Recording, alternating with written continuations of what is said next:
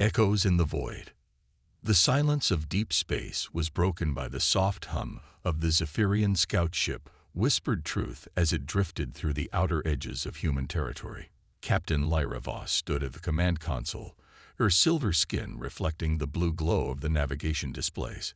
Her forearms moved gracefully across the controls, adjusting sensors that had been picking up strange readings for the past 3 standard days. "Captain, we're detecting another energy spike," reported her communications officer, Zin.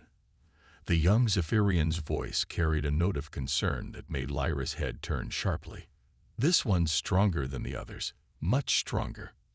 Lyra moved to the sensor station, her long fingers dancing across the interface. The readings made no sense. According to their instruments, someone was moving massive amounts of energy through this seemingly empty region of space, but their visual scans showed nothing except asteroids and cosmic dust. "Run a deep scan of Sector 7-9, she ordered. "Something's out there, and I want to know what." The whispered truth had been on routine patrol along the borders of human space when these mysterious signals first appeared. The Galactic Confederation had always considered humans to be a minor species, barely worth monitoring. Their ships were simple, their technology basic, and their expansion slow. Most alien races viewed Earth as a backwater planet that had stumbled into space travel by accident. But these energy readings told a different story entirely. As the deep scan completed, Lyra's breath caught in her throat. The display showed massive hollow spaces carved into dozens of asteroids, each one large enough to house a fleet of battleships. Heat signatures indicated active construction, while electromagnetic patterns suggested advanced shielding technology that could hide entire armadas from casual observation. "By the sacred stars," whispered Zin, staring at the display. "Captain, are those shipyards?" Before Lyra could answer, their sensors detected movement. Something huge was emerging from one of the asteroid facilities. The ship that appeared was unlike anything in the Confederation's databases. Its hull was smooth and dark, absorbing light rather than reflecting it. The design was elegant yet menacing, with weapon ports that seemed to shimmer with contained energy. "Take us deeper into stealth mode," Lyra commanded urgently. "I don't want them detecting us." They watched in stunned silence as the mysterious vessel conducted what appeared to be weapons tests. Beams of pure energy lanced out from its cannons, striking target drones that vaporized instantly. The power levels their sensors recorded were impossible. No known civilization possessed weapons that strong. "Captain," Zin said quietly, "if humans have built ships like this, they could challenge the entire Confederation fleet." Lyra nodded grimly. The implications were staggering. For decades, the galaxy had been locked in a brutal war between the Confederation and the Hegemony Alliance. Both sides possessed roughly equal military strength, leading to a devastating stalemate that had cost billions of lives. But if humans entered this conflict with technology like this, the balance would shatter completely. "Set course for Confederation Central Command," Lyra ordered. "Maximum speed. The Council needs to see this immediately." The journey to the Confederation's capital world took 2 days, during which Lyra's crew analyzed every piece of data they had collected. The more they studied the readings, the more disturbing the picture became. The humans hadn't just built a few advanced ships. They had constructed an entire hidden navy, complete with manufacturing facilities, supply chains, and what appeared to be revolutionary new technologies.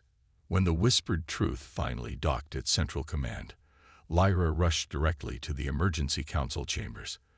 The great circular hall was filled with representatives from dozens of alien species, their varied forms creating a colorful tapestry of galactic civilization. At the center sat Council Prime Korath, an ancient Altarian whose wise eyes had seen centuries of conflict. "Prime Korath," Lyra began, bowing respectfully, "I bring urgent intelligence about the human territories." The council fell silent as Lyra presented her findings. Holographic displays showed the hidden shipyards, the advanced vessels, and the energy readings that defied conventional understanding. Gasps echoed through the chamber as the implications became clear. Impossible, declared Ambassador Thex of the Vraxian Empire. Humans lack the technological sophistication for such achievements. This must be some kind of sensor error. But Dr. Yelen, the Confederation's chief science advisor, was studying the data with growing alarm. "These readings are authentic," she announced. "The energy signatures are consistent with gravitational manipulation technology that we've only theorized about. If humans have actually developed practical applications, their weapons could tear apart our largest dreadnoughts." Council Prime Korath raised his hand for silence. "What do we know of human activities in recent cycles?" "Very little," admitted Intelligence Director San.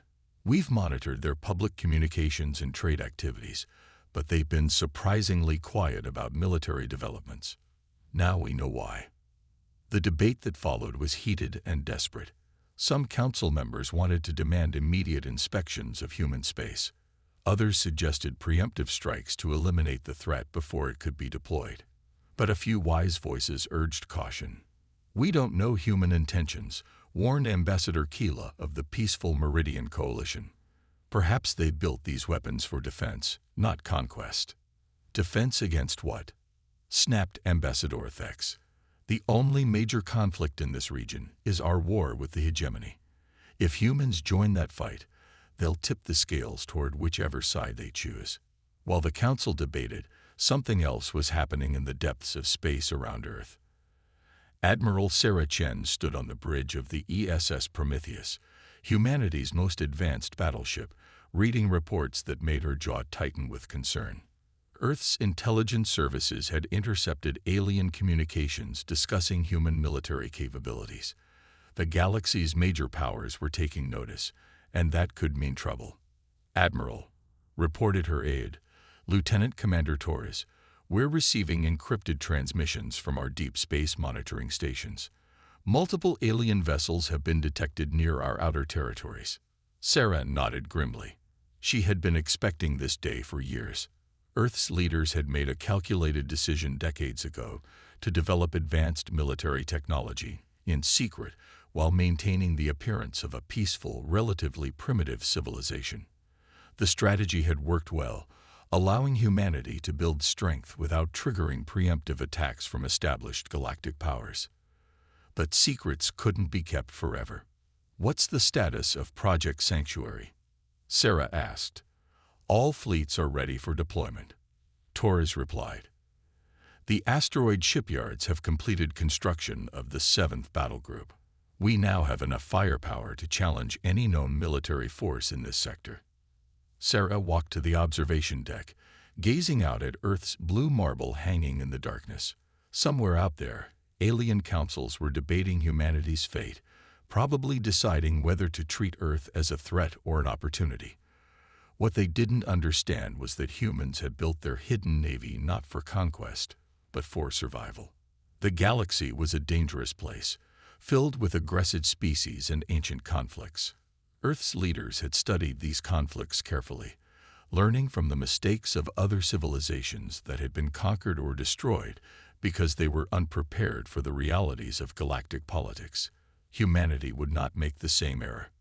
"Admiral," Torres said, approaching with a concerned expression, "we're receiving a priority transmission from Confederation space. It's addressed to Earth's government leadership." Sarah accepted the communication tablet and read the message that would change everything. The Galactic Confederation was formally requesting that Earth refrain from any military involvement in the ongoing sector war. The language was diplomatic, but the underlying message was clear: stay out of this conflict, or face the consequences. "Interesting timing," Sarah murmured. "They know we've been discovered." What the aliens didn't realize was that humanity had been monitoring their conflicts for years, studying their tactics and technologies while preparing for the day when Earth might need to defend itself. The war between the Confederation and the hegemony had provided an excellent opportunity to observe galactic military capabilities without revealing human presence. Now that observation phase was ending, and humanity faced a choice. They could continue hiding, hoping to avoid entanglement in galactic politics, or they could step forward and take their place among the stars, ready to defend not just Earth, but the principles of freedom and justice that humanity represented.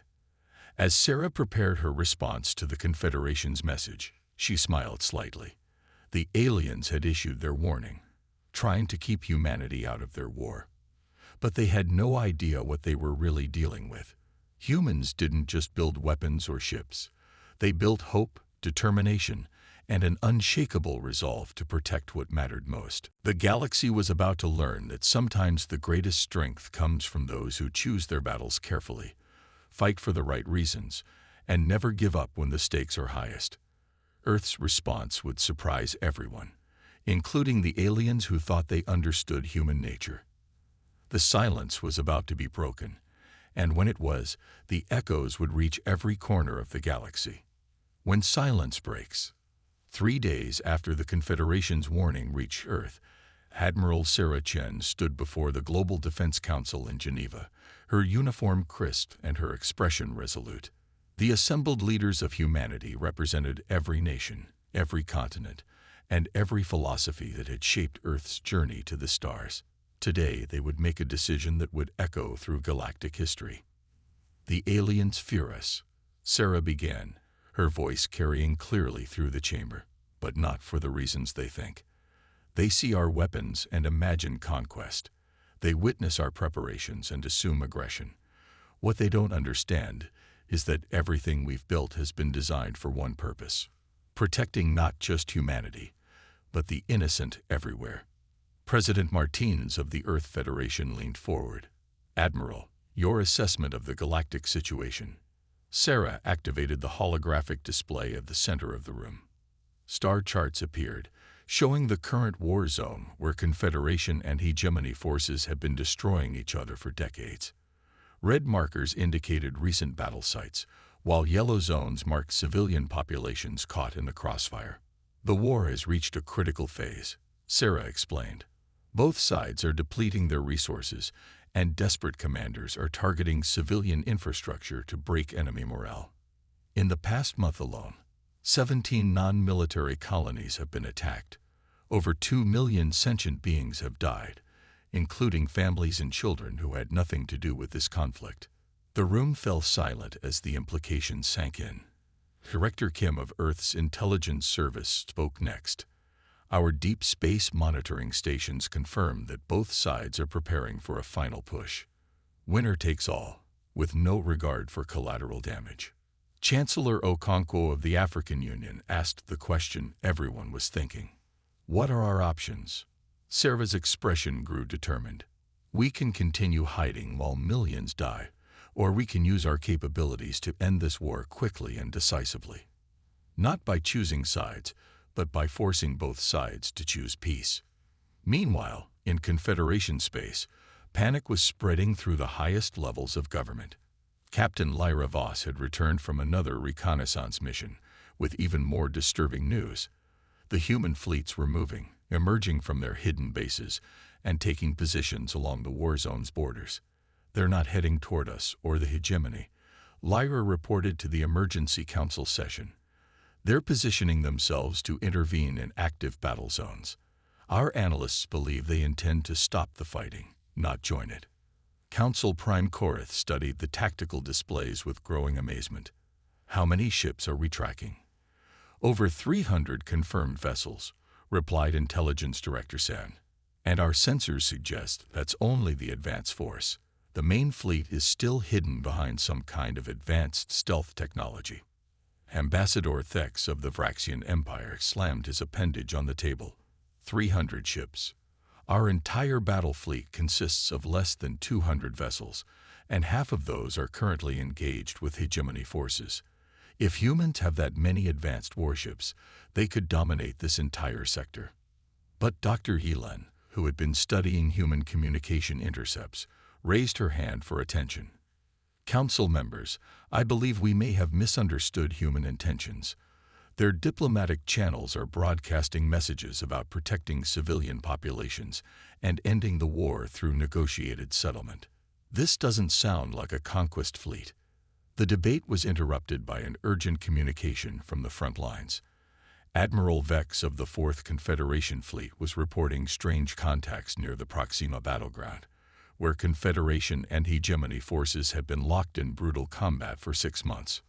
Unknown vessels are approaching our position, Admiral Vex transmitted.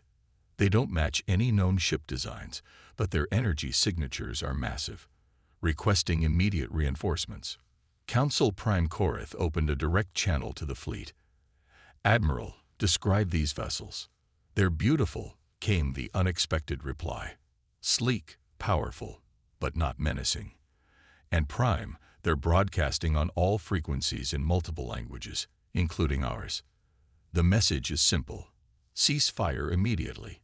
Humanitarian intervention is commencing." At that moment, humanity announced its presence to the galaxy in a way no one could ignore.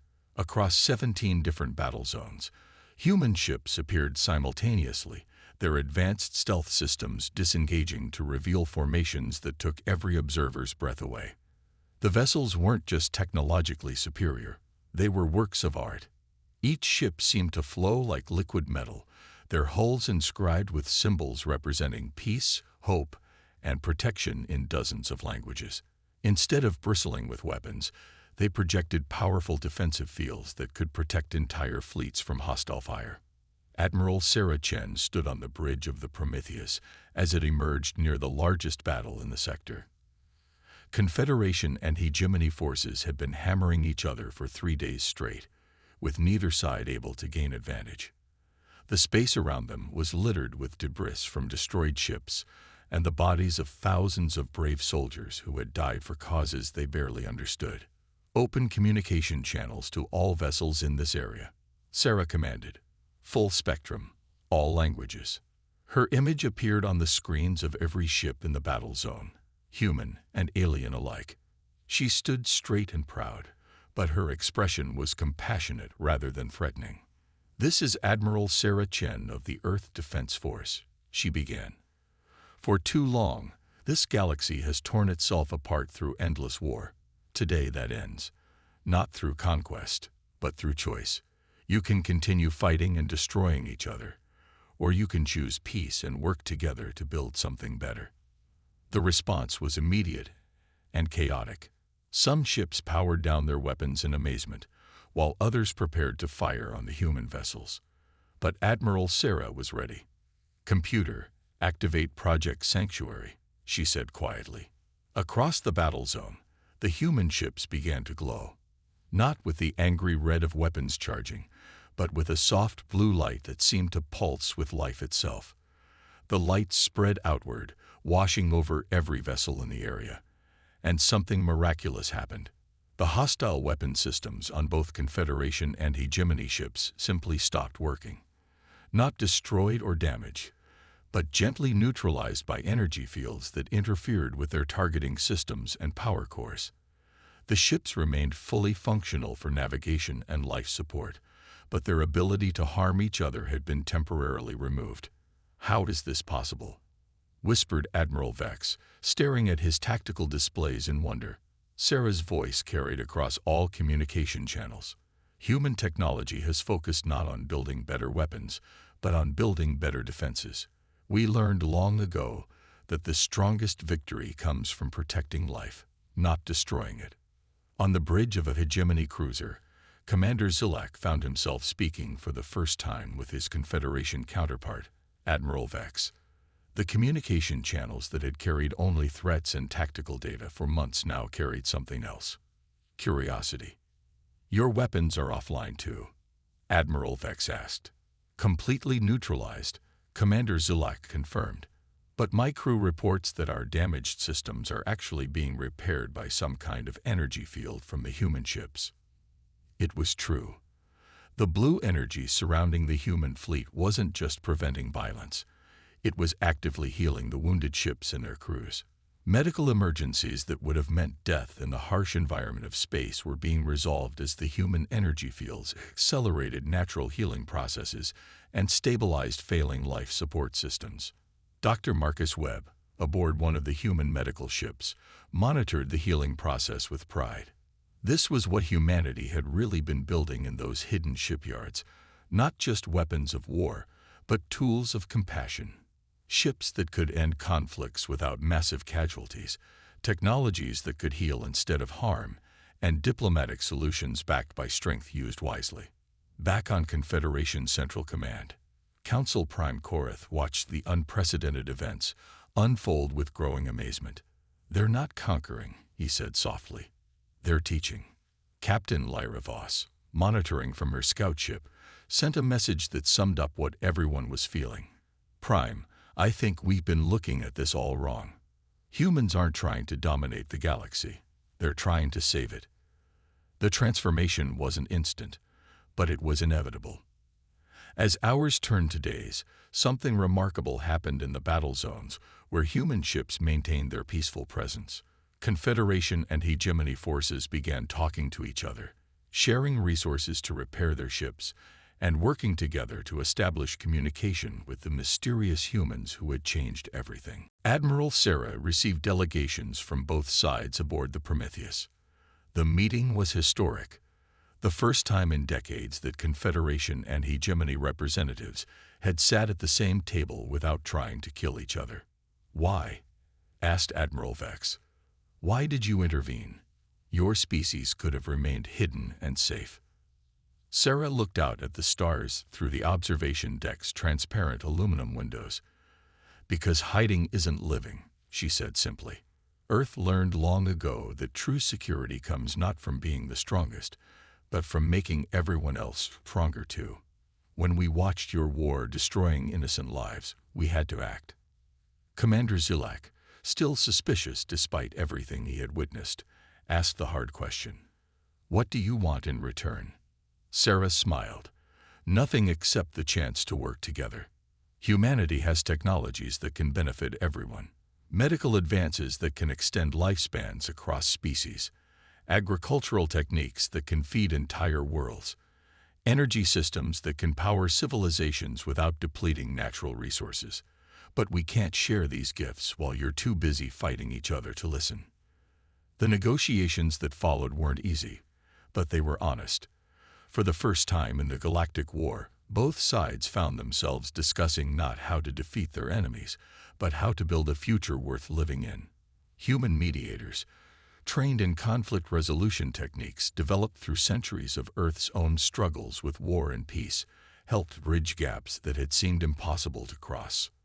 Within a month, the first permanent ceasefire in decades was signed aboard the Prometheus. Within 6 months, Joint Confederation, hegemony human research stations were being established to develop the peaceful technologies that could benefit all sentient life. The galaxy had issued a warning to keep humanity out of their war. But humanity had responded with something better than military might.